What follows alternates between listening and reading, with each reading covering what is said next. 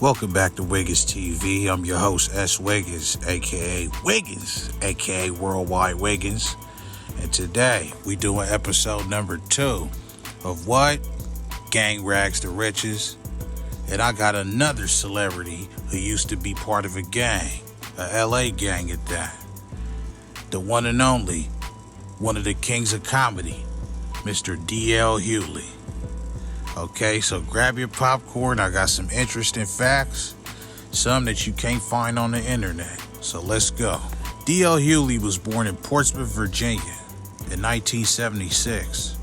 When he was just a few months old, his parents moved him and the rest of his family to South Los Angeles. He basically came of age to the early to mid 90s, and at that time, as you know, LA was on fire. Gangbanging was not a joke. People was getting killed left and right. The crack epidemic hit the black community, which brought a lot of money, but war and destruction also. And don't ever forget, this was the era where the government was planting barrels of guns along the abandoned train tracks in the black communities like Compton and South Central, so young black kids could find them and kill each other. Okay, so this is one thing I could tell you about. So I heard from my OG that they used to find barrels of guns along the train tracks. Just sitting there, Uzis, like fully automatic guns, bro, like just sitting there for people to find. Little kids in the ghetto throwing rocks on the train tracks, what they do, stumble across a whole barrel of guns. So you think the government left them there? I mean, we had the train track run right through that. D.L. Hughley was basically the middle child. I think he had like either 4 or 5 siblings, but he was like number 2 or something like that, but he for sure was like in the middle somewhere. So he had a lot of built up frustration, like most middle children do. So DL joined the notorious 135 Pirus. Now here's where the debate comes in. Some people call the area that the 135 Pirus claim East Gardena. Some call it unincorporated South LA. Some say Willowbrook and Rosewood. But then there's others that say that that's Compton. And I do tend to disagree. Just being totally honest. But like my boy told me, how you gonna say 135 hood ain't Compton and right down San Pedro, down the street from 135, you got the T-Zone Compton Crips. You being a hypocrite. What about them? And you know what I said? Alright, you got me. Alright, okay, you got me. Alright, they Compton, okay. Whatever they want to claim, hey, I'm not a hater. Alright, but that's the hood he was from. Now, I'm not sure about elementary and middle school, but I do know he attended Gardena High School. And I learned some very interesting things about Mr. Hughley from the people he went to school with. Shouts out to my boy S.Mac from Die Block Hookers, man. I got you.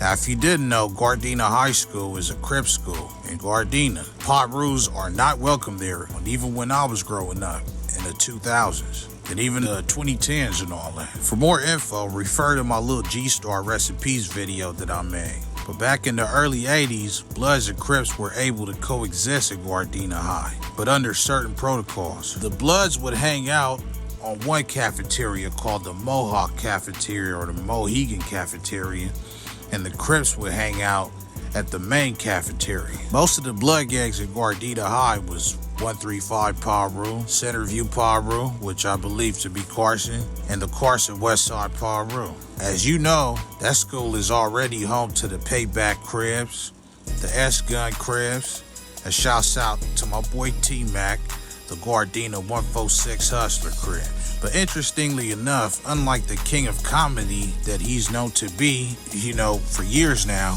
I heard that D.L. Hughley was no comedian. He was a G out there, He was a ninja out there.